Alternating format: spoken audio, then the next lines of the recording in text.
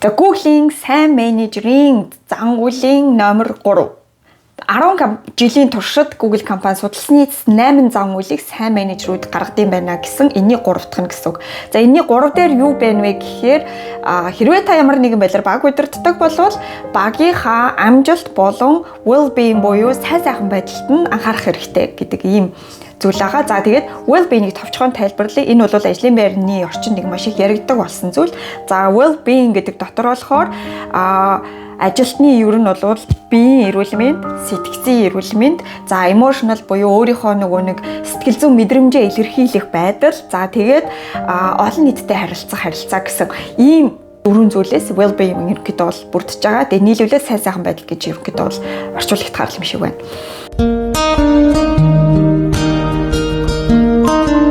Ямар байдлаар тэгвэл та ажилтнаа одоо энд нь анхаарах ёстой юм бэ гэхээр та баг удирж байгаа бол энэ багийнхаа сайхан буюу well-being байдалд нь санаа зовдөг. Одоо тийм энд нь анхаарлаа хандуулдаг байх хэрэгтэй.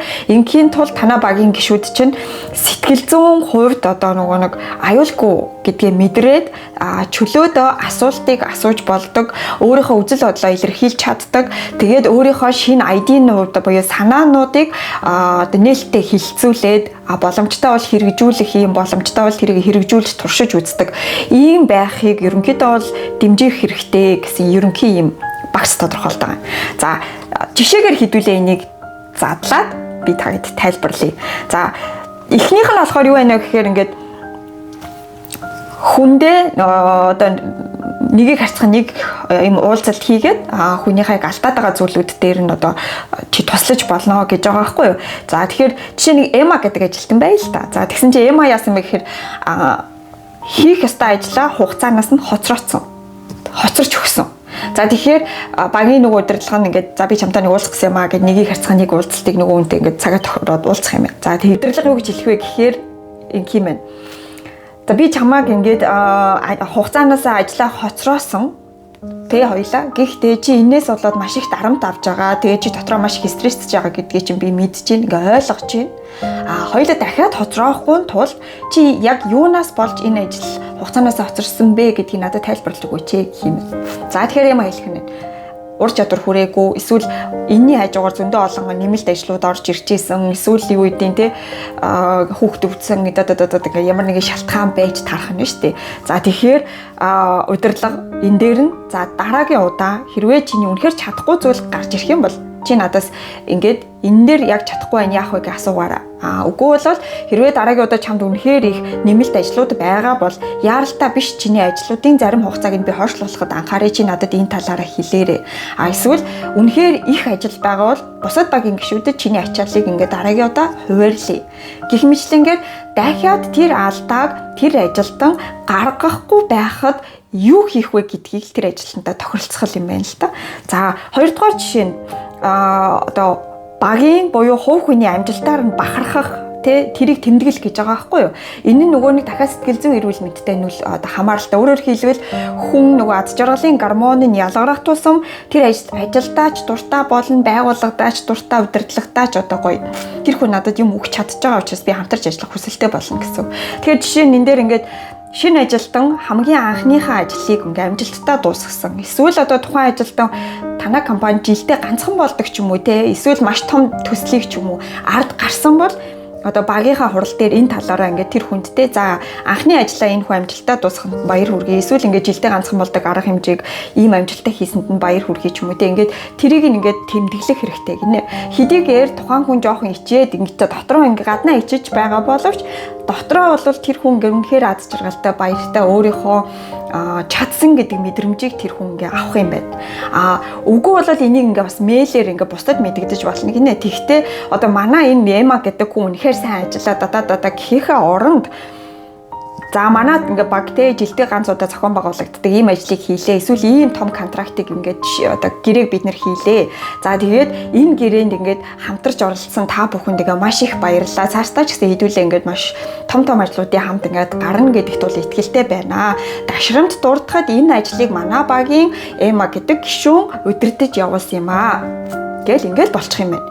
Тэгэнгүүт тэр мэйлийг уншаад одоо Эма бол яах нь өөрөөрөө гой бахархах мэдрэмж авах нь эсвэл Эмагийн хамтарч ажиллажсэн хүмүүс энэ хүн энийг хийсэн юм байна удирдсан юм байна штэ гэхээр ингээд нөгөө мессежийг ингээд тараах юм боломжтой. Тэгэхээр яах нь багийнхаа амжилтаар ингээд бахархах гэдэг нь ингээд заавал шагнаж урамшуулад байх албагүй. Гэхдээ яах нь ийм том амжилтуудыг нь бусдад ингээд мэдээлэх хэрэгтэй. Ингэснээрээ хүн нөгөө сэтгэл зүйн хувьд хүчтэй байх ийм боломжтой болдгийг юм байна л да. За дараагийнх нь болохоор хөгжих боломжоор нь ингээд те хангах гэж байгаа байхгүй юу. За тэгээд энэний жишээ нь ингээд юу байна вэ гэхээр тухайн одоо нөгөө гишүүн шүү дээ те одоо өөрийнхөө одоо жишээ магадгүй нэг презентацийн танилцуулсан чинь нөгөө презентацийг амар муу танилцуулсан. Эсвэл нэг даалгавар өгсөн чинь тэр даалгавраа үнэхээр ингээд муу хийцэн ч юм уу те.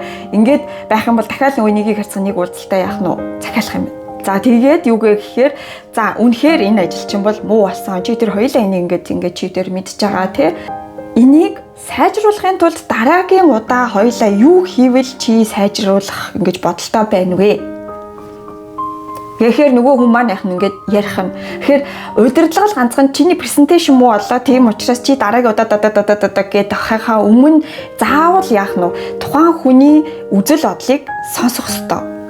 Тэгээд за чи ингэсэн болохоор ингэсэн юм ээ. Тэгвэл миний бодлоор ингэчүүл зүгээр юм байна. За презентацийн дээр миний бодлоор дараа чи надад ингээ ганцаарчлаад нэг танилцуулаад яг ингээ танилцуулж байгаа шигэ танилцуулаад за тэгээд би өөрийнхөө ингээ талаас одоо сайжруулах саналаа юмнуудаа хэлье. За тэгээд чи тэрийгэ бэлдсэний дараагаар яг презентацийн танилцуулахаасаа 30 минут юм ганцаархнаа нэг өрөөнд сууж агаад ганцаархнаа сууж агаад энийг яг өөртөө ингээ танилцуулж амжиг цээжилчгээ. Тэгэх юм бол чи илүү ингээ танилцуулахдаа сайн танилцуулна. Эсвэл чи яг таскийг одоо альва ажлыг яг өөрийнх нь ингээд даалгаврынхаа дараалалаар ингээд хийчихээ. Тэгэх юм бол сайн хийн. Тэгэхгүй болохоор чи дунд нь ингээд хөтлөж явахгүй ингээ өөрийнхөө санджаагаар хийж байгаа учраас чи ажлаа алдаад байгаа юм байна ч гэдэг юм уу. Яг тэр нөгөө нэг болоод байгаа болохгүй байгаа тэр гол поинтыг нь яг нь олж хилээд тэр хүнд ингээ сайжрах боломжийг нь өгөх хэрэгтэй гэсэн ийм санаагаад байна. Тэгэхээр зүгээр л сайн санаа байна хэрэгжүүлээд үз ч юм уу эсвэл ингээл миний санааг ерөөсөө дэмждэггүй гээл ажилтан тэгэх биш. Энэ яг хоёр талаасаа юм нээлттэй ингээд ярилцлага байх хэрэгтэй байна. Ярилцлагын үр дүн нь яг гэхээр хин хинний нээлттэй өөрийнхөө санааг хилдэг байх хэрэгтэй байна. За тэгээд дараагийн удаа тэгвэл хоёлаа яах вэ? Дараагийн удаа тэгвэл юу болох вэ гэдгийг яах нь ингээд уулзалтын төгсгөлд шийдэлд хүрээд дуустдаг ёстой байх нь.